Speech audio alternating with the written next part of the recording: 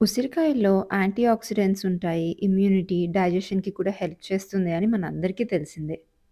ఆ బెనిఫిట్స్ అన్నిటి కోసం ఇలా ఇంట్లోనే హెల్తీగా మంచి క్వాలిటీ ఉసిరికాయలతో ఆమ్లా ప్రాష్ రెసిపీ ట్రై చేయండి.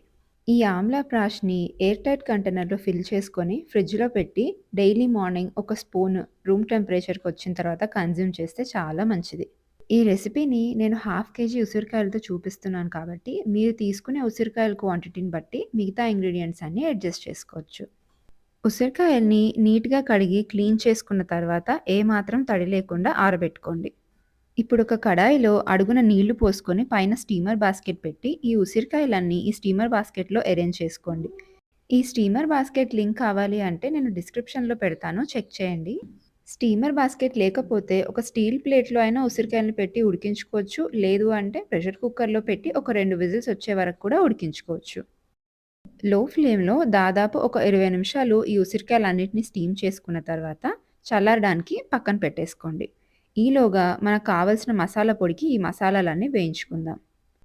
ఒక పాన్‌లో 2 బిర్యానీ ఆకులు, ఒక జాపత్రి, 2 ఇంచులు దాల్చిన చెక్క, 6 లవంగాలు, 2 టేబుల్ స్పూన్స్ వరకు సోంపు, 12 యాలకులు, ఒక పెద్ద ఇలాచీ, అలాగే 2 టేబుల్ స్పూన్ల వరకు మిరియాలు అన్నీ లో ఫ్లేమ్‌లో కదుపుతూ మంచి సువాసన వచ్చే వరకు వేయించుకొని చల్లారడానికి పక్కన పెట్టేసుకోండి. ఈలోగా ఇందాక మనం స్టీమ్ చేసుకొని చల్లారడానికి పక్కన పెట్టుకున్న ఉసిరికాయలున్నాయి కదా! వాటిని గింజలు తీసేసి ఇలా విడదీసుకొని మిక్సీ జార్‌లో వేసి ఏమాత్రం నీళ్లు వేయకుండా ఇక్కడ చూపిస్తున్నట్టుగా మెత్తని పేస్ట్ లాగా చేసుకొని పక్కన పెట్టుకోండి. ఈ ఆమ్లా బ్రాష్‌ని ప్రిజర్వేటివ్స్ వేయకుండా స్టోర్ చేస్తున్నాం కాబట్టి ఏమాత్రం నీళ్లు తగలకుండా చూసుకోండి.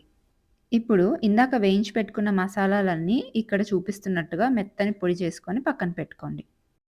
ఇంకా మెయిన్ ప్రాసెస్‌లోకి వెళ్ళిపోతే స్టవ్ మీద లో ఫ్లేమ్‌లో ఒక కడాయి పెట్టుకొని అందులో 1/4 కప్ వరకు నెయ్యి వేసి నెయ్యి కరిగిన తర్వాత ఇందాక మనం చేసి పెట్టుకున్న ఉసిరికాయ పేస్ట్‌ని వేసి అదే లో ఫ్లేమ్‌లో ఒక 10 నిమిషాల పాటు కంటిన్యూయస్‌గా కదుపుతూ వేయించుకున్న తర్వాత 350 గ్రామ్స్ వరకు బెల్లం పొడిని ఇందులో వేసి మళ్ళీ అదే లో ఫ్లేమ్‌లో ఇదంతా కలిసి చిక్కబడే వరకు వేయిస్తూనే ఉండాలి. దాదాపు 15-20 నిమిషాలు పడుతుంది మనకి లో ఫ్లేమ్‌లో ఇదంతా వేగి చిక్కపడడానికి. బెల్లం వేసిన తర్వాత కొద్దిగా నీరొచ్చినట్టు అనిపించినా, ఇది మొత్తం వేగి, చిక్కపడి దగ్గరకొచ్చిన తర్వాత, ఇలా జామ్ కన్సిస్టెన్సీ లాగా వచ్చేస్తుంది. ఈ స్టేజ్‌లో ఇందాక మనం చేసి పెట్టుకున్న మసాలా పొడి, శొంఠి పొడి, అలాగే జాజికాయని కూడా కొంచెం తురిమి ఇందులో వేసి, ఇదంతా కలిసే వరకు లో ఫ్లేమ్‌లో ఒక 5-10 నిమిషాల వరకు కలుపుతూనే ఉండాలి.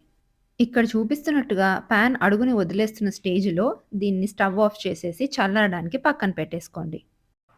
చల్లారిన తర్వాత చెక్ చేస్తే మంచి టెక్స్చర్, పర్ఫెక్ట్ కన్సిస్టెన్సీలోకి వచ్చేస్తుంది. ఇది కంప్లీట్‌గా చల్లారి రూమ్ టెంపరేచర్‌లోకి వచ్చేసిన తర్వాత తేనె వేసుకొని కలుపుకోవాలి. నేను 1/4 కప్ వరకు తేనె వేస్తున్నాను. మీరు మీ టేస్ట్ ఇంకా స్వీట్‌నెస్‌కి అకార్డింగ్‌గా ఈ తేనె క్వాంటిటీని అడ్జస్ట్ చేసుకోండి. తేనె వేసి కలుపుకున్న తర్వాత ఎయిర్ టైట్ కంటైనర్‌లో ఈ మిక్స్చర్‌నంతా ఫిల్ చేసుకొని ఫ్రిడ్జ్‌లో పెట్టుకొని స్టోర్ చేసుకోండి.